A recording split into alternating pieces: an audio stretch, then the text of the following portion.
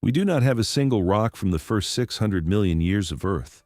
Every stone from that time has been destroyed, melted many times over in the long subduction cycle of a young planet with an active convecting mantle, shattered countless times by the steady meteor bombardment of the early solar system, eroded, weathered, metamorphosed, or dragged back down into the deep interior, and returned to the surface in some later form that no longer carries any signature of what it once was.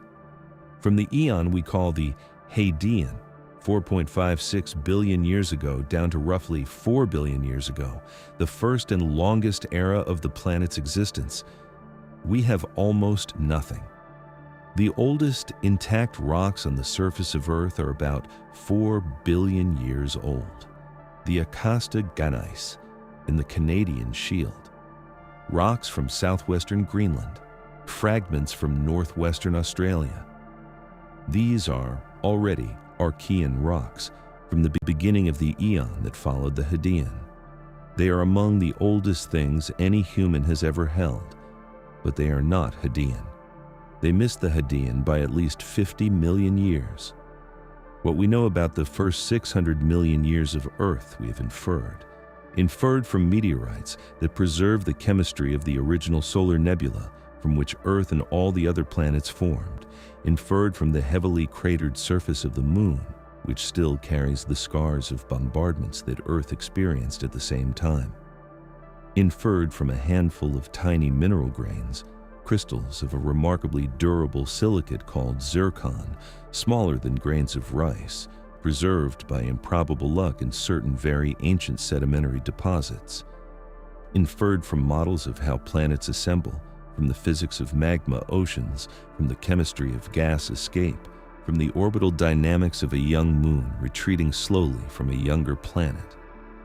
In an unusually direct sense, a reconstructed eon. The work of knowing it is the work of detective reading, piecing together what the surviving fragments can tell us and what they cannot. Some of it we are confident about. Some of it we are still arguing over. We will probably never resolve. This is the story of that reconstruction of what happened on Earth during those first 600 million years to the best of what we now know. Before there was an Earth, there was a disk of gas and dust.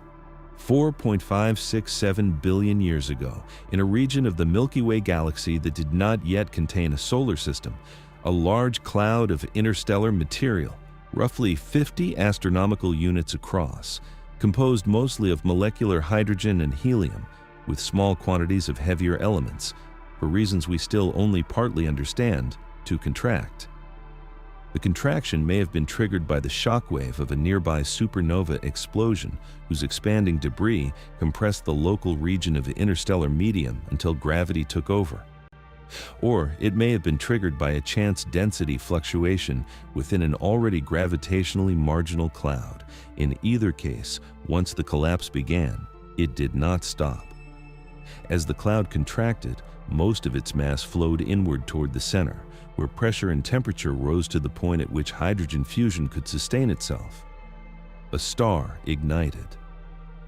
It was not yet our sun in any form recognizable to us. It was a young protostar, still wrapped in clouds of infalling material, still radiating much of its energy in the infrared. But it had begun. In a flattened disk of dust and gas conserved from the original collapse, material that had not fallen into the star settled into orbit. The disk was called, by astronomers who have since identified many similar structures around young stars elsewhere in the galaxy, a protoplanetary disk.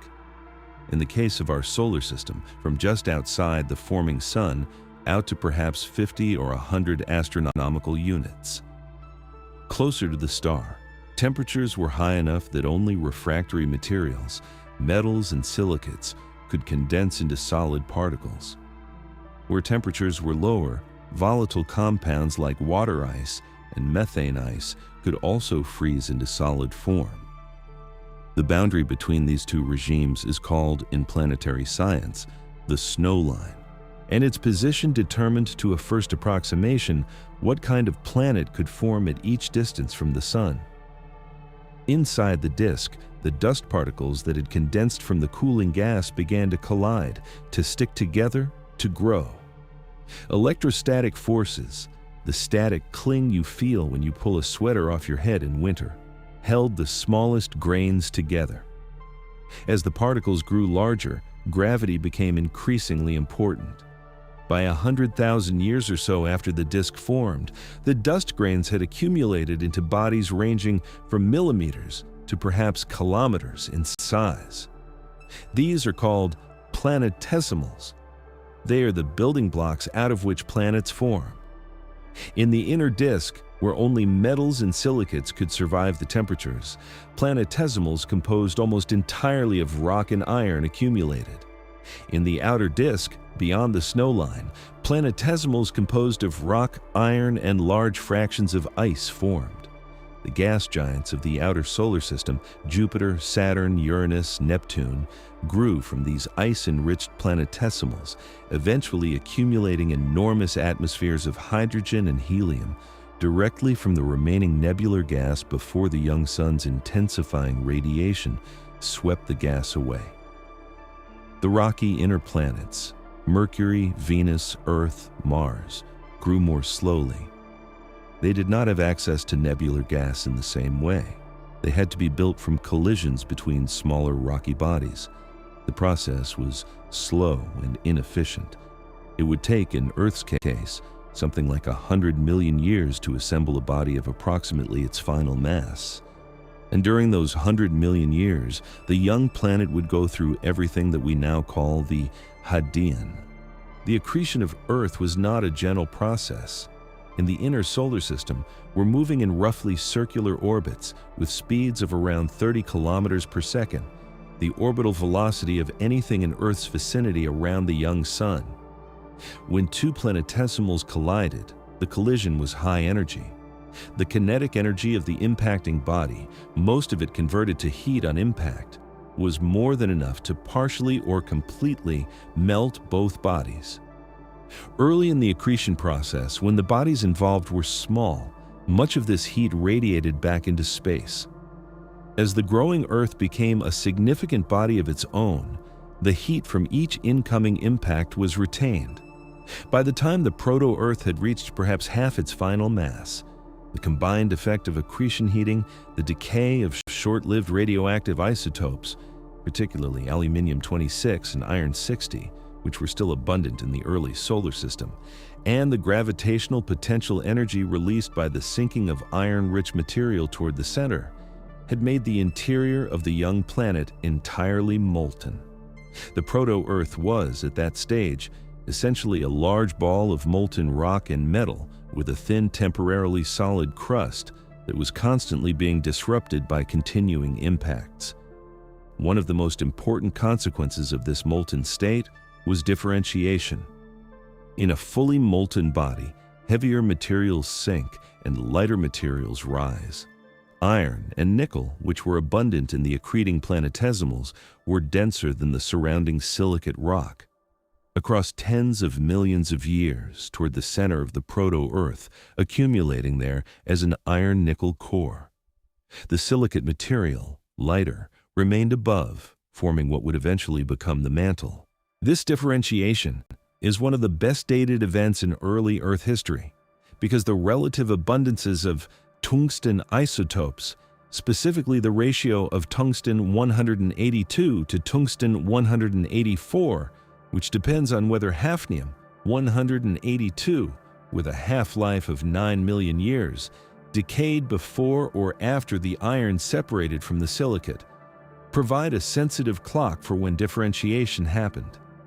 The measurements place the main phase of Earth's core formation at approximately 4.53 to 4.51 billion years ago, roughly 50 million years after the beginning of the solar system. The separation of the core was itself an enormous energy event.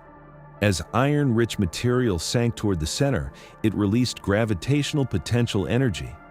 This energy went into heat, enough heat, in fact, to significantly raise the temperature of the proto-Earth beyond what the accretion alone had produced.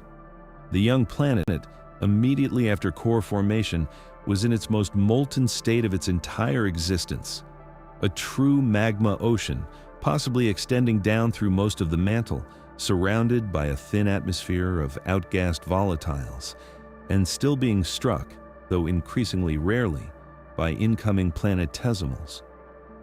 Somewhere in this early phase of Earth's history, one of those incoming bodies was extraordinarily large.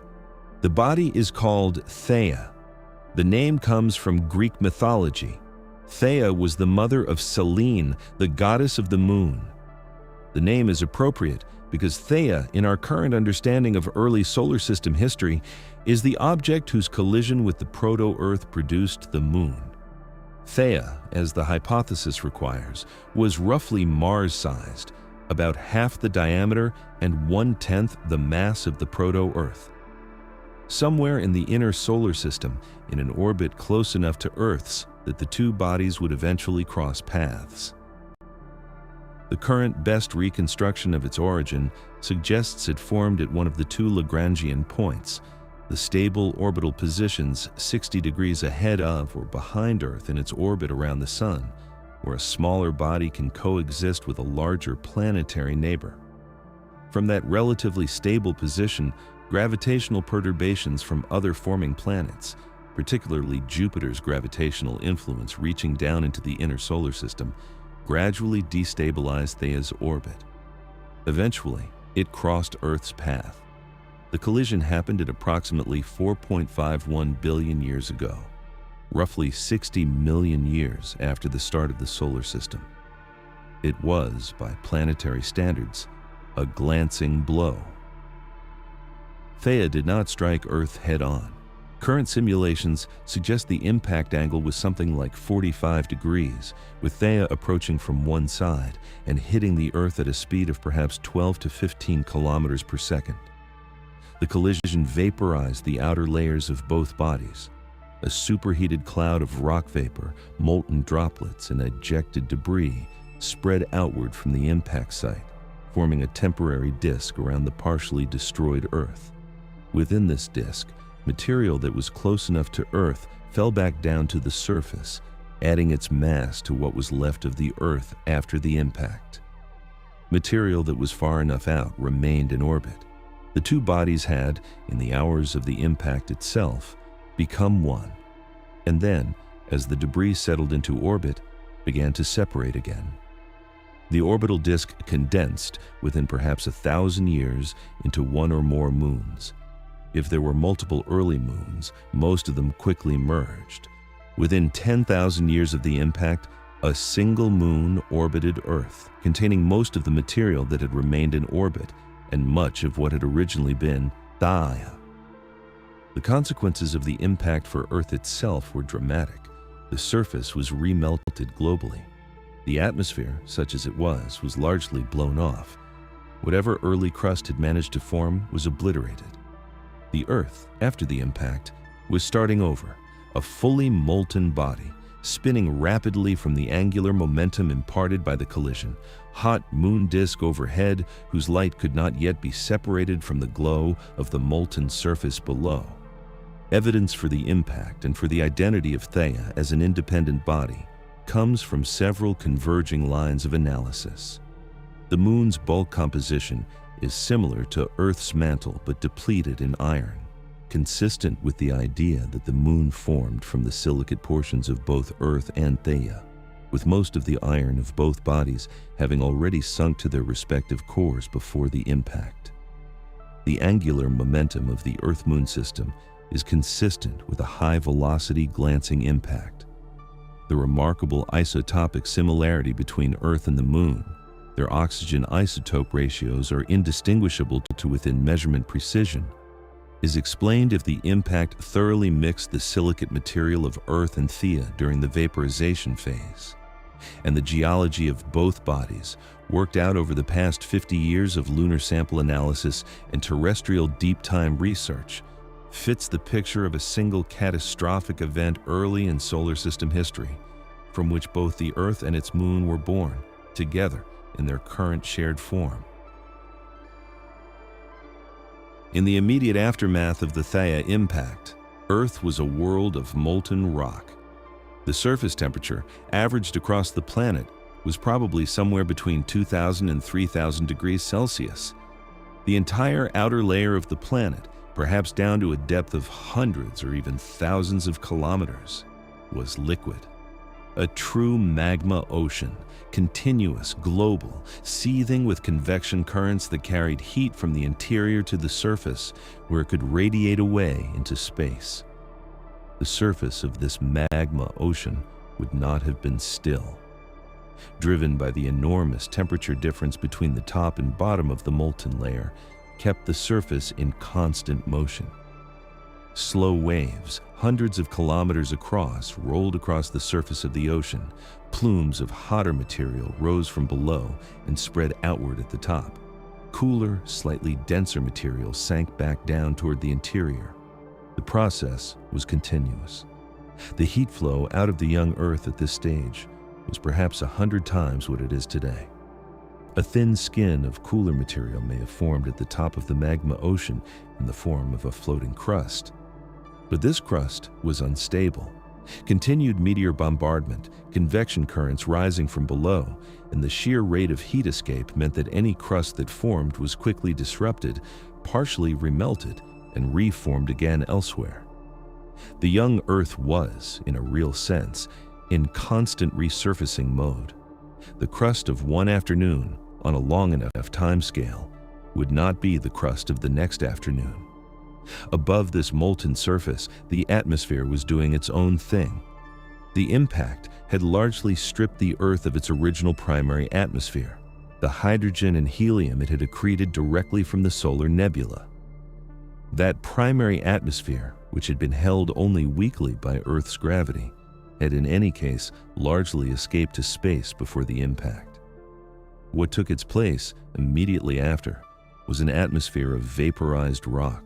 For perhaps 1,000 years after the impact, as the magma ocean radiated away its enormous excess heat, Earth's atmosphere was, literally, rock vapor, vaporized silicates, magnesium oxide, iron oxide, gaseous at the temperatures of the fresh magma surface. This atmosphere was opaque to outgoing thermal radiation, acting as a kind of enormous greenhouse that kept the surface hot and the atmosphere itself even hotter. Eventually, as heat radiated through the top of the atmosphere, the temperature at the outer edge dropped below the condensation point of the various rock-forming compounds. Liquid silicate droplets rained out of the upper atmosphere, falling back down onto the still molten surface. Across perhaps 1,000 years, the rock vapor atmosphere condensed out entirely. What was left was a much thinner atmosphere of harder-to-condense gases, and it was in this secondary atmosphere that the chemistry of Earth really began. What the young Earth outgassed from its mantle into the atmosphere was whatever volatile compounds had been trapped in the accreting material. The accretion of Earth had included, mixed in with the silicate and iron building blocks, a small fraction of volatile-rich material. Water, carbon dioxide, carbon monoxide, methane, nitrogen, sulfur compounds, hydrochloric acid, and various other small molecules had been present in modest abundance in the planetesimals that built the planet. During the magma ocean phase, these volatiles, unable to remain dissolved in the molten silicate at surface pressures, exsolved, bubbled out of the magma, and entered the atmosphere above. The composition of this secondary atmosphere was, as best we can reconstruct it, dominated by carbon dioxide and water vapor, with significant nitrogen, smaller amounts of sulfur dioxide and hydrogen chloride, and trace quantities of methane, ammonia, and hydrogen. Exactly how much of each was present depends on assumptions about the oxidation state of the young mantle, which is still debated. Some models favor a more reducing atmosphere, with more methane and hydrogen. Others favor a more oxidizing atmosphere, with almost all carbon in the form of CO2 and very little methane. The truth is probably somewhere between, and it may have changed substantially over the hundreds of millions of years of the Hadean. The pressure of this secondary atmosphere was, in the early phases, probably enormous. Surface pressures of 100 atmospheres or more have been proposed, 100 times the modern atmospheric pressure. Most of this was carbon dioxide, outgassed in large quantities from a very hot early mantle. The atmospheric pressure would drop across the Hadean, however, as carbon dioxide was gradually absorbed into the oceans and ultimately into carbonate rocks on the seafloor. By the end of the Hadean, atmospheric pressure may have been closer to the values we know today, although the composition was still very different. What was missing from the secondary atmosphere entirely was free oxygen.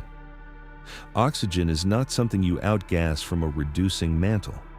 Oxygen on Earth came later, a product of biological activity, specifically of oxygenic photosynthesis, which would not appear for another 2 billion years. The Hadean atmosphere, and indeed the atmospheres of the entire Archean eon that would follow, were essentially anoxic. If you had breathed the air of the Hadean Earth, you would have suffocated. If you had breathed the air of the Archean Earth, you would have suffocated.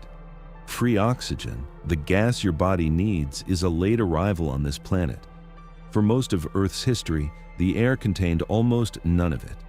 What that air did contain, crucially, was water vapor.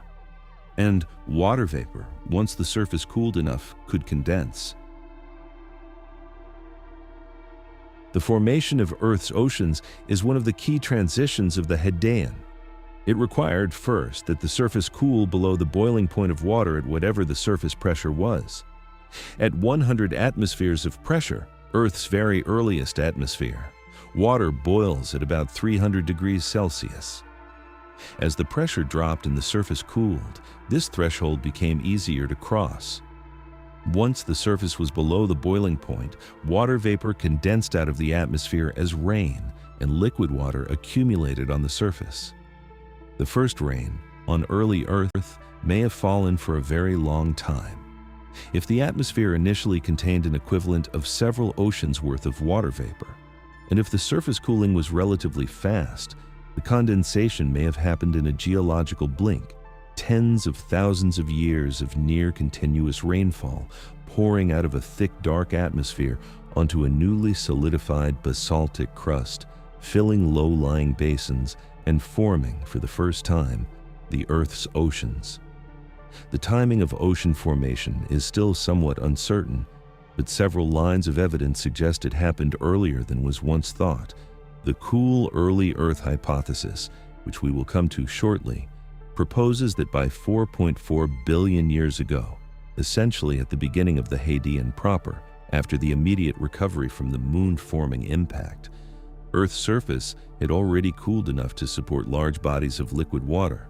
The evidence comes primarily from the Jack Hill's zircons, whose oxygen isotope signatures suggest crystallization from magma that had interacted with liquid water at the surface. If the zircons are correctly interpreted, then Earth had oceans for essentially the entire Hadean, 600 million years of liquid water under a thick CO2 atmosphere, above a mantle still much hotter than today. Where did the water come from? The answer, as best as we currently understand it, is that it came from two places. Some of the water was present in Earth from its original accretion. Volatile rich planetesimals, particularly those that formed further out in the protoplanetary disk where temperatures were cooler, delivered water along with their other constituents.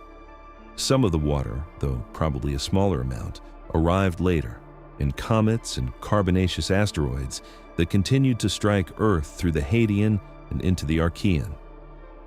The relative importance of these two sources has been debated for decades. One of the clearest lines of evidence comes from the isotopic composition of terrestrial water. Water molecules, depending on where they formed in the solar system, have slightly different ratios of the hydrogen isotopes, hydrogen-1 and deuterium. Comets, which formed in the cold outer solar system, tend to have relatively high deuterium to hydrogen ratios. Carbonaceous chondrite meteorites, which formed further in, tend to have ratios closer to Earth's. Modern ocean water, when measured, has a DH ratio that matches carbonaceous chondrites well and that matches most comets poorly. The implication is that most of Earth's water came from the outer asteroid belt, delivered by bodies that formed not too far beyond the snowline, but were scattered inward during the early solar system's dynamical instabilities. The amount of water on Earth, compared to what we would naively expect given its formation zone, is in fact one of the most striking features of the planet. Earth has significantly more water than most models of inner solar system planetesimal composition would predict. The excess is explained in current thinking by relatively efficient delivery from further out during the turbulent early phases of the solar system, including, possibly, large water-rich bodies that happen to cross Earth's orbit and contribute a significant fraction of their water upon collision. Regardless of the exact pathway, the result is clear. By the middle of the Hadean, Earth had an ocean, possibly several oceans worth of water in fact, because the surface area for liquid water was larger at lower atmospheric pressure, and because some fraction of the water may have been trapped in the upper mantle rather than on the surface. The young planet was, in its early Hadean phase, already a water world. The oldest things on Earth you can hold in your hand are tiny crystals of a silicate mineral called zircon. They come from a ridge in Western Australia, in a place called Jack Hills, in the narrower gneiss terrain of the Yilgarn Craton. The rocks of the ridge itself, metamorphic gneisses, are only about 3 billion years old. But embedded within some of those rocks, as trace detrital grains, are zircons that are older, some of them considerably older. Zircon is a hard, chemically resistant mineral composed of zirconium silicate with the chemical formula ZrSiO4. It has the remarkable property that, when it crystallizes from a magma, it incorporates uranium into its crystal lattice but strongly rejects lead. This means that when a zircon first forms, it contains some quantity of uranium and essentially no lead. As time passes, the uranium decays into lead at a precisely known rate, uranium-238 to lead-206, uranium-235 to lead-207. By measuring the ratio of lead to uranium in a zircon today, and knowing the decay rates, you can calculate to impressive precision when the zircon originally crystallized. The uranium-lead method on zircon is one of the most reliable dating techniques in all of geology. It can routinely date zircons to within about 1 million years. The oldest Jack Hills zircon that has been successfully dated is 4,404,000,000 years old, give or take 8 million years. It was dated in 2001 by a team led by Simon Wild, including John Valley, William Peck, and Colin Graham. The analysis was done on a single crystal only about 1/10 of a millimeter across, roughly the size of a grain of table salt. But its uranium-lead ratio, read out by careful ion microprobe mass spectrometry, placed its origin at more than 4.4 billion years ago, older than any other crystal ever found on Earth. The Jack Hills zircon, at 4.4 billion years, is only about 160 million years younger than the moon-forming impact. It formed during what was supposed to be, in the older view of the Hadean, a still essentially molten or semi-molten Earth. And what the zircon tells us when we look at it more carefully contradicts that older view. The zircon contains, in addition to the uranium and lead that we use to date it, small amounts of oxygen, specifically oxygen isotopes in the ratio of oxygen 18 to oxygen 16. The ratio of these two isotopes, locked into the zircon crystal when it first formed, reveals something about the magma from which it crystallized. The oxygen isotope ratio tells us whether that magma had previously interacted with liquid water at the surface or not.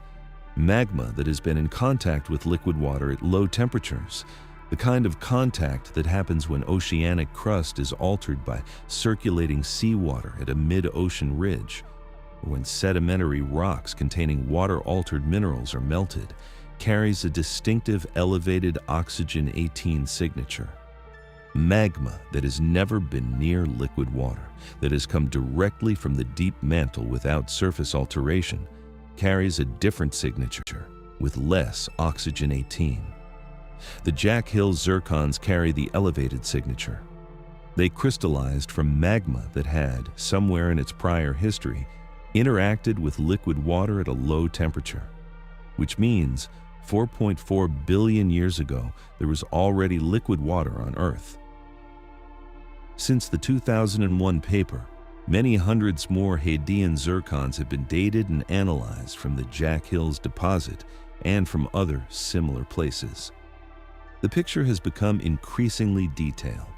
There were not just a few zircons from before 4.3 billion years ago. There were many, perhaps many thousands, embedded as detrital grains in younger rocks that preserved them while the original rocks they came from were destroyed.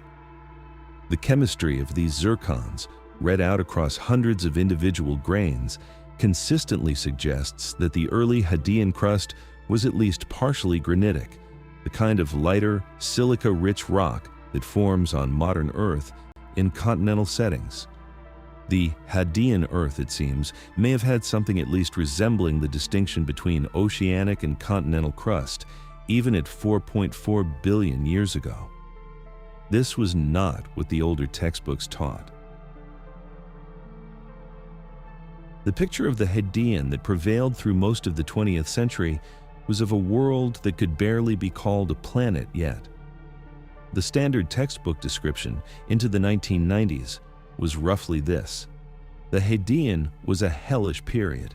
The name Hadean itself comes from Hades, the Greek underworld, characterized by a surface that remained molten or near molten for most of the eon, an atmosphere so hot that no liquid water could exist, constant meteorite bombardment, and no possibility of any environment that could have supported life.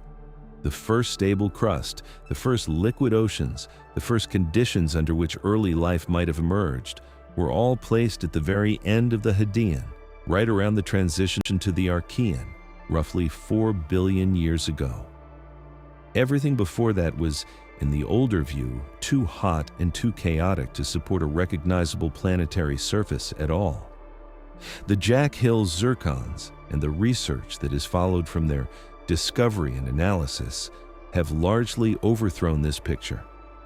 In 2002, John Valley, William Peck, and Elizabeth King, the same research group that had dated the oldest Jack Hill zircon, published a paper titled "A Cool Early Earth." In it, they argued on the basis of the oxygen isotope evidence from the zircons that Earth's surface had been cool enough for liquid water for essentially the entire Hadean. Not just at the very end, not just for brief intervals, but continuously, from about 4.4 billion years ago onward, the conditions for liquid water had been met. The Hadean, they proposed, was not a continuous hell. It was, for most of its duration, a planet with oceans, a planet whose surface was, in many respects, more like the modern Earth than like the fiery vision of older textbooks. The subsequent 20 years of research have, by and large, confirmed this view. The zircon record is consistent with a relatively quickly cooled post-Theia Earth. The modeling of magma ocean solidification suggests that most of the magma ocean crystallized within a few million years of the Theia impact, with the final remnants disappearing within a few tens of millions of years. By 4.4 or 4.3 billion years ago, the surface was certainly solid and probably wet. The continuing impact bombardment was, by that time, intense but not continuous. Individual impacts could locally vaporize oceans, but between impacts, the ocean chemistry and surface conditions could recover. This recalibration of the Hadean matters enormously for the question of when life appeared on Earth.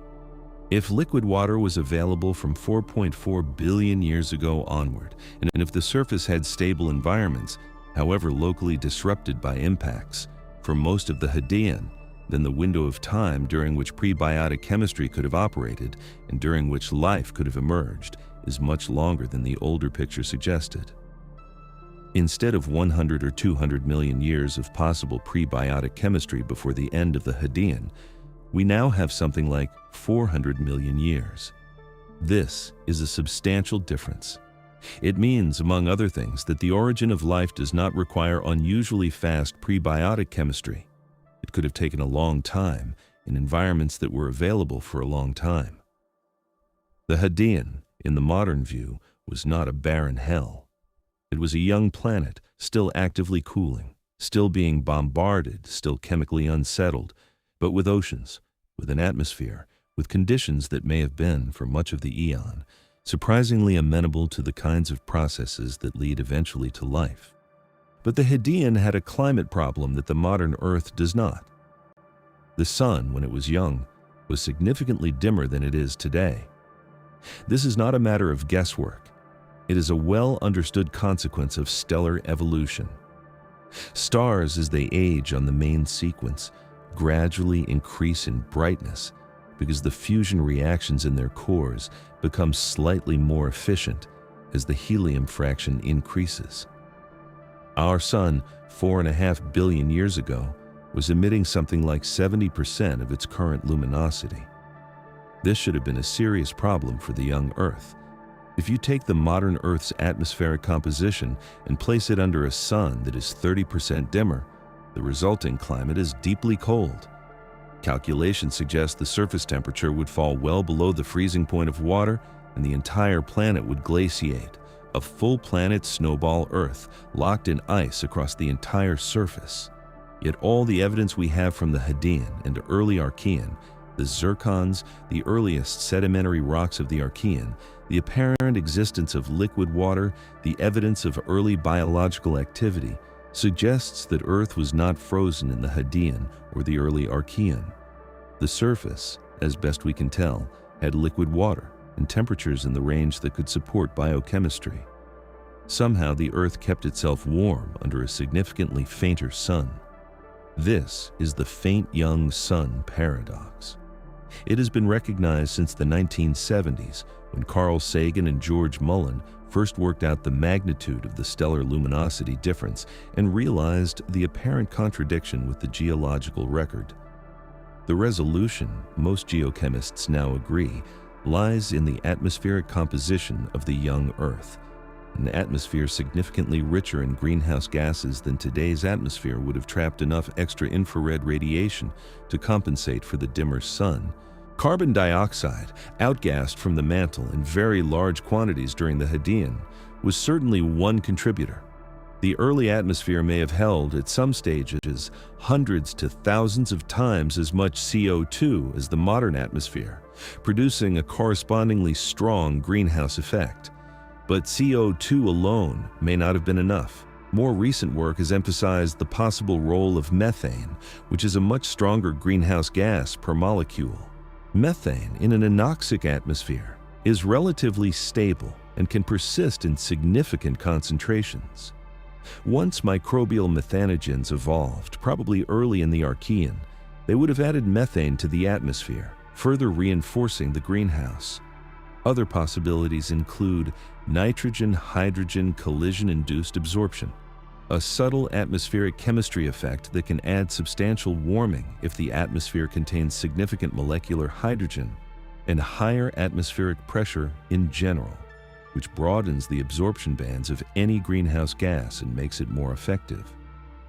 The specific balance of these contributions is still being worked out. What is certain is that the young Earth had an atmospheric composition that was, in whatever specific combination, significantly better at greenhouse warming than our modern atmosphere. The consequence was that even with a dimmer sun, the planet stayed warm enough for liquid water. And as the sun slowly brightened over geological time, the composition of the atmosphere slowly shifted, maintaining, through a set of feedback loops that we are only now beginning to understand in detail, a temperature range that could support liquid water and the biochemistry it enables. The faint young sun paradox is not, in modern geochemistry, really a paradox anymore. It is an observation that the young Earth's atmosphere was different from the modern Earth's atmosphere in ways we can roughly constrain. But it is also a reminder that Earth's climate has been kept within habitable bounds.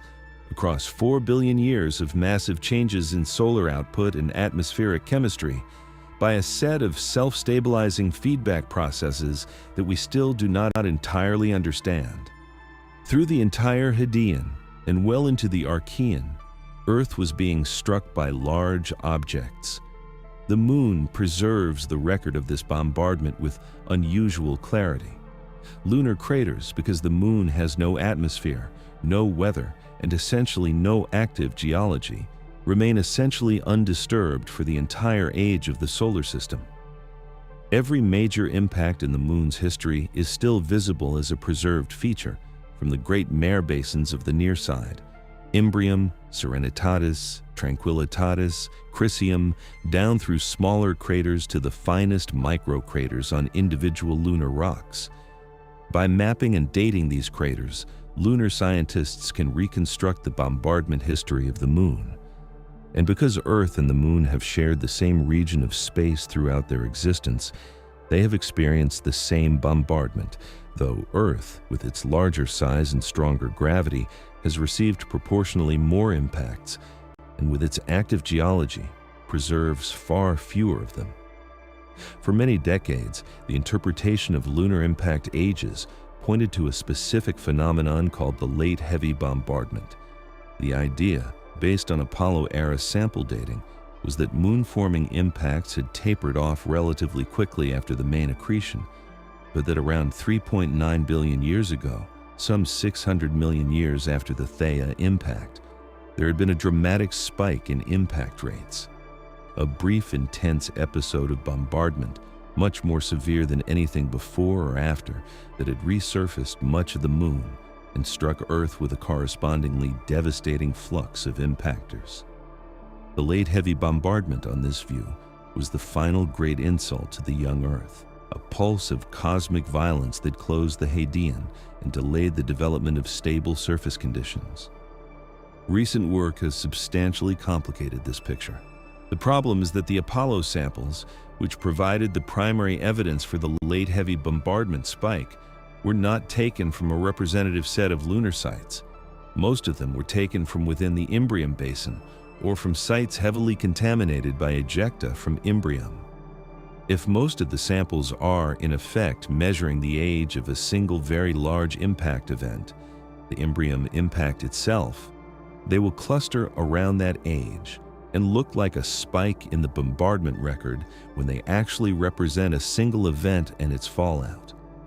A 2016 analysis by Patrick Bowie and Mark Harrison, re-examining the Apollo sample ages in this light, argued that the apparent late heavy bombardment spike is a sampling artifact, and that the real history of lunar bombardment was a continuous, gradually declining tail of impacts from the heavy early bombardment of the solar system.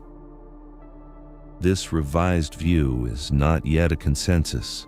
There is still vigorous debate, with some researchers continuing to favor a discrete late heavy bombardment episode and others agreeing with the continuous decline interpretation.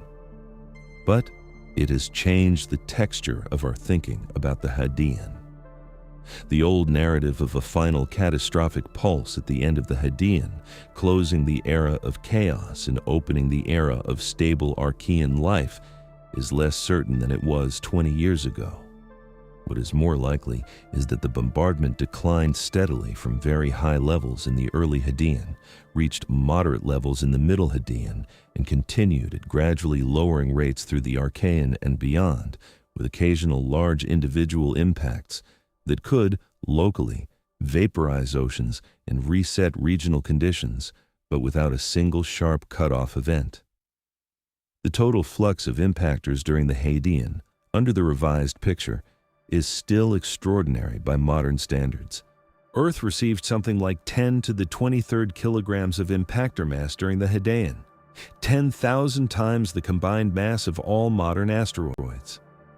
Most of this was delivered in the earliest part of the Hadean, immediately after Theia, when the leftover planetesimals of the inner solar system were still being swept up by the growing terrestrial planets.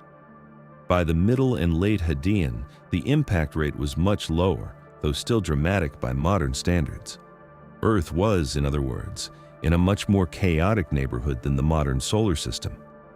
And through all of this, On the cooler, wetter parts of the planetary surface, chemistry was doing something new. The molecules of life, amino acids, nucleotides, lipids, sugars, are organic compounds. They contain carbon, hydrogen, nitrogen, oxygen, and sometimes phosphorus or sulfur, arranged into specific skeletal structures. Before there was life on Earth, these molecules, if they existed at all, had to be produced by abiotic chemistry. Atoms had to combine into molecules, and molecules had to combine into more complex structures without any of the enzyme-driven machinery that modern life uses. The question of how this happened, how pre-biotic chemistry crossed the gap from simple atmospheric and oceanic molecules to the complex precursors of life, has been one of the enduring puzzles of origin of life research. The first major experimental investigation was performed in 1953 by Stanley Miller, a graduate student working with Harold Urey at the University of Chicago. Miller set up a sealed glass apparatus containing water, methane, ammonia, and hydrogen, his best guess at the time for the composition of the early Earth atmosphere, and ran electrical sparks through the gas mixture for a week, simulating lightning. At the end of the week, when he analyzed the water that had collected in the bottom of the apparatus, he found a range of organic compounds, including several amino acids, the basic building blocks of proteins. The experiment demonstrated for the first time that the simple molecules of an early planetary atmosphere could spontaneously produce biologically relevant complex molecules under plausible natural conditions. The Miller-Urey experiment was and remains one of the iconic demonstrations of pre-biotic chemistry. It is not a complete theory of life's origin. The amino acids it produces are mixed, racemic, and would require further selection and concentration to build anything resembling a modern protein. But it established the basic principle that the chemistry is possible, that ordinary physical processes on a young planet can produce some of the raw material that life requires. Subsequent research has complicated the picture in various ways. The atmospheric composition Miller assumed, rich in methane, ammonia, turned out to be somewhat more reducing than the composition now thought to have dominated Earth's actual early atmosphere, which was probably richer in CO2 and poorer in methane. Under a less reducing atmosphere, the Miller-Urey chemistry produces fewer amino acids, although it still produces them. Other sources of pre-biotic chemistry have been identified that do not depend on an intensely reducing atmosphere at all. Among the most important of these are hydrothermal vents. At mid-ocean ridges and at other locations where hot water emerges from the sea floor, the chemistry is quite different from the chemistry of the sunlit surface water. Hot alkaline fluids rich in hydrogen, methane, and various sulfur compounds mix with cooler seawater. The mixing zone supports a range of chemical reactions that can produce organic molecules directly.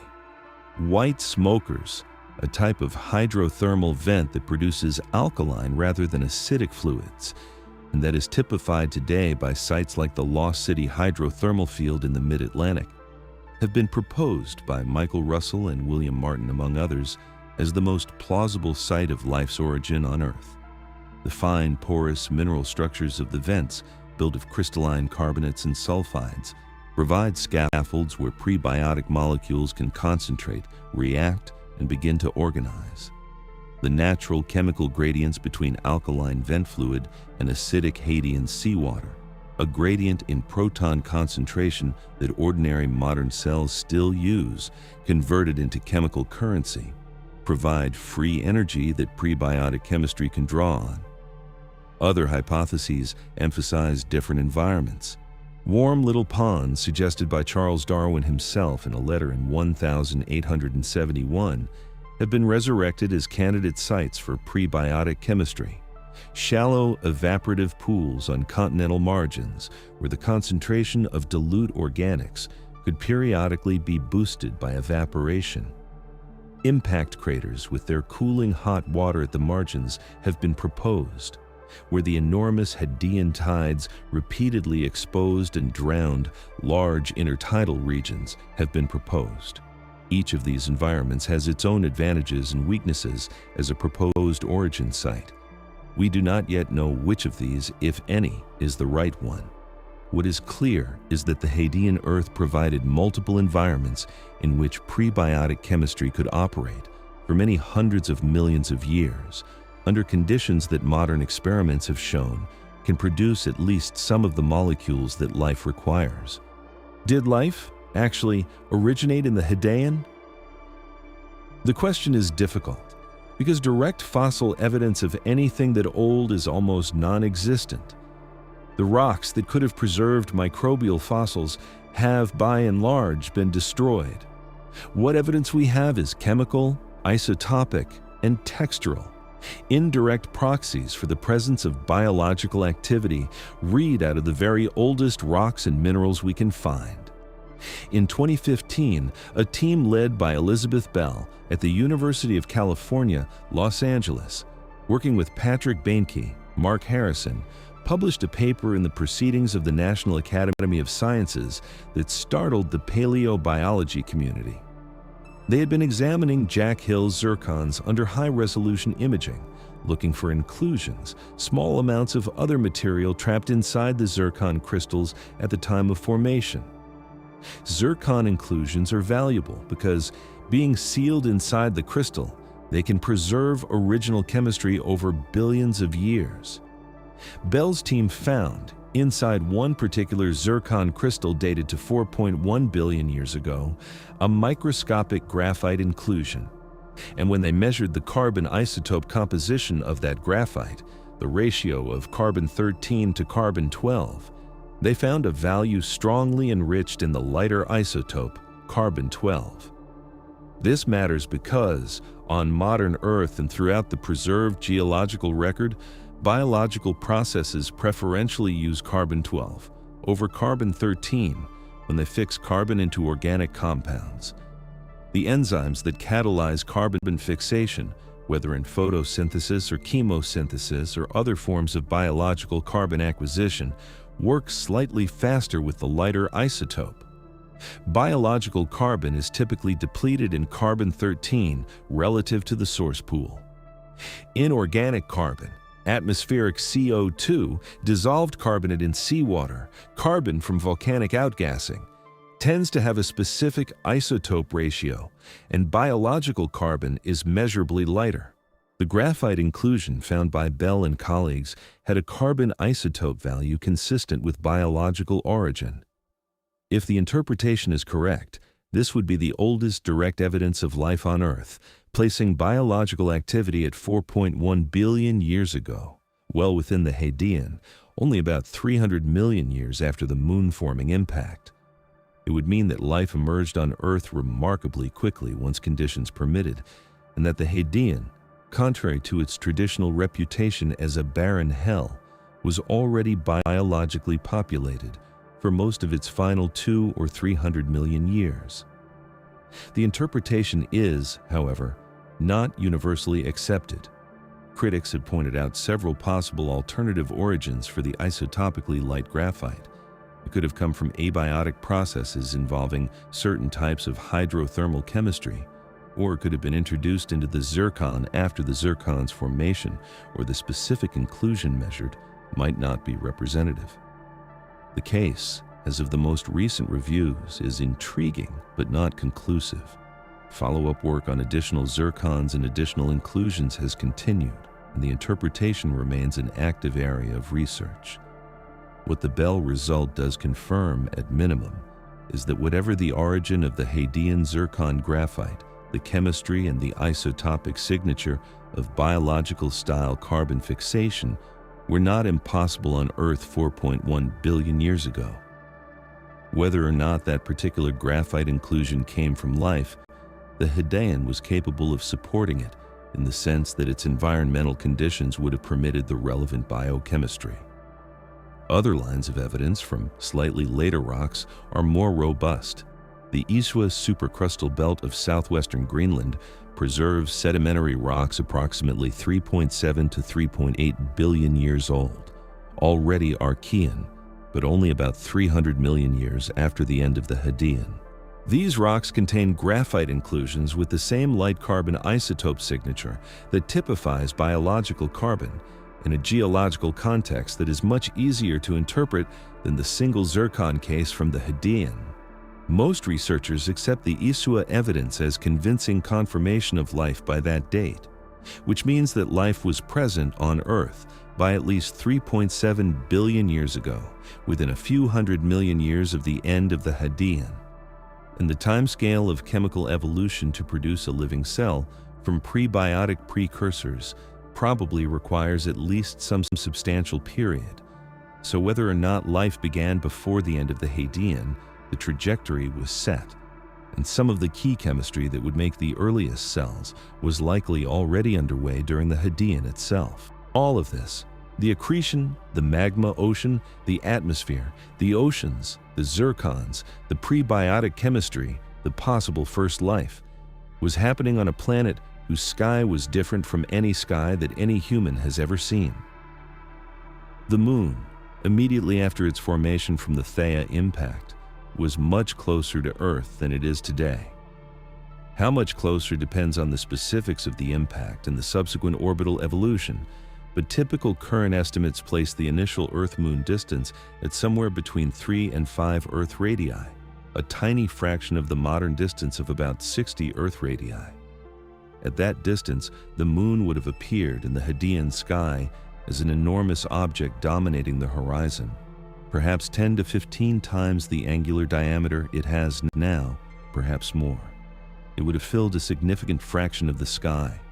On the night side, it would have been a vast, bright disk, though exactly what the tidal heating of its surface at that early time would have looked like visually is an open question. Parts of its surface may have still glowed dimly from residual heat from its formation.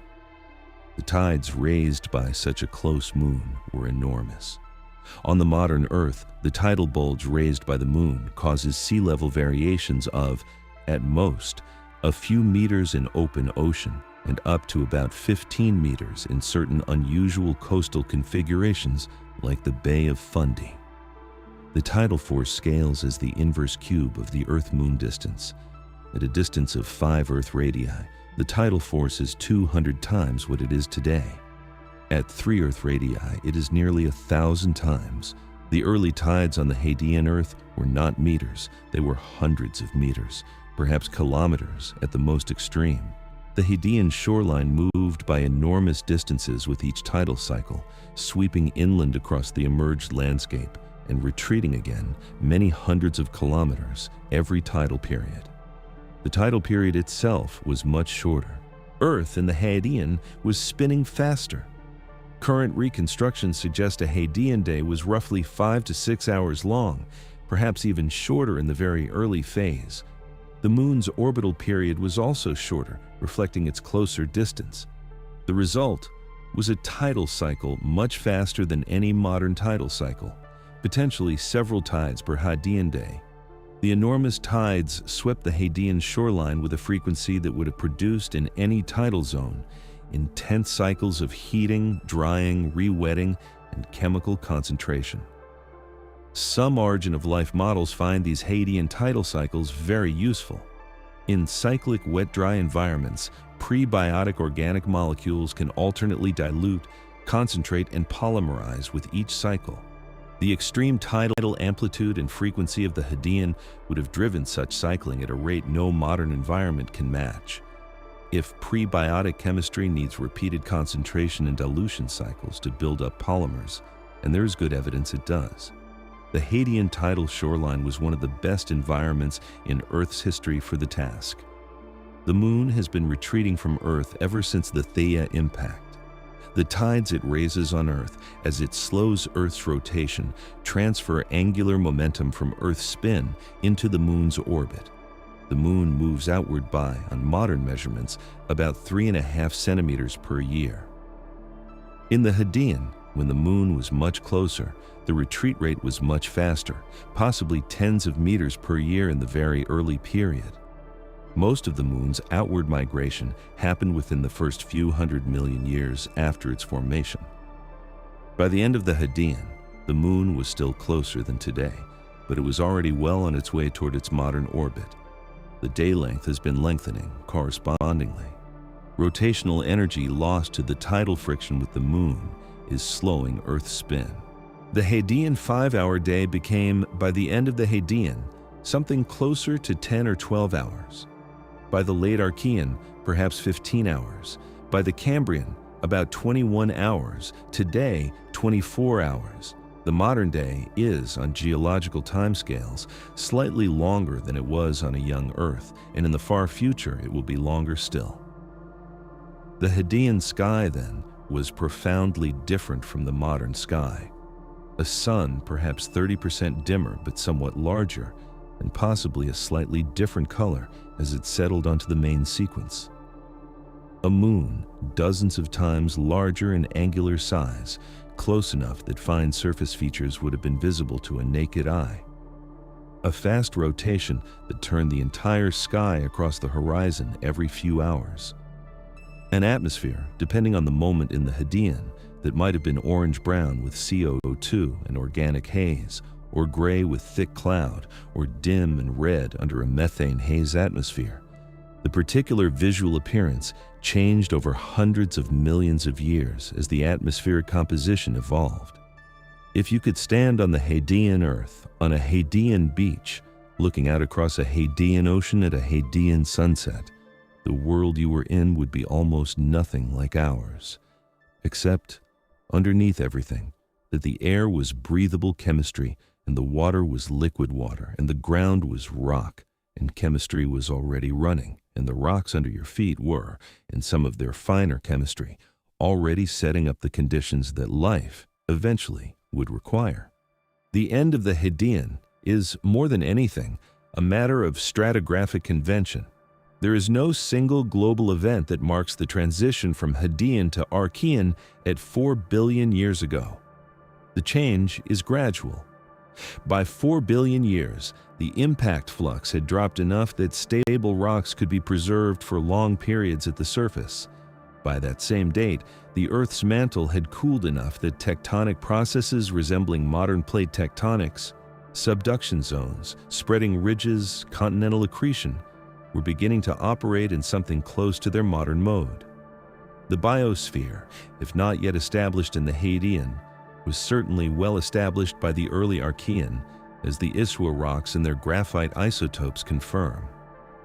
The transition from Hadean to Archean is, in other words, a transition of degree rather than a transition of kind, which will run from 4 billion years ago until about 2.5 billion years ago, will be the eon in which the Earth settles down. The biosphere diversifies. Cyanobacteria will, at some point during the Archean, invent oxygenic photosynthesis, though the oxygen will not yet begin to accumulate in the atmosphere. Continental crust will grow through repeated cycles of subduction and arc volcanism into the large stable cratons that still form the cores of all modern continents. The moon will retreat further, the day will lengthen, the sun will continue, slowly, to brighten. By the end of the Archean, 2.5 billion years ago, Earth will look, atmospherically and geologically, quite different from its Hadean self, though still not yet like the modern world. The Hadean will be a layer far beneath the Archean surface, preserved in a few scattered Jack Hill zircons and in the general geochemical evolution of the mantle. The stones you can hold in your hand from any of these later eons will, at the deepest chemical level, still carry some signal of their Hadean origin. The isotope ratios, the trace element distributions, the subtle fingerprints that track the planet's long chemical evolution. But the direct record of the Hadean itself will be almost gone. It is worth, before the story closes, trying to hold the scale of the Hadean in mind. 600 million years. From 4.56 billion years ago when the solar system formed to 4 billion years ago when the Hadean ended. 600 million years of a young planet cooling and recovering from its violent birth, eventually hosting oceans, possibly hosting the first life under a close moon and a faint sun and an atmosphere no modern lung could breathe.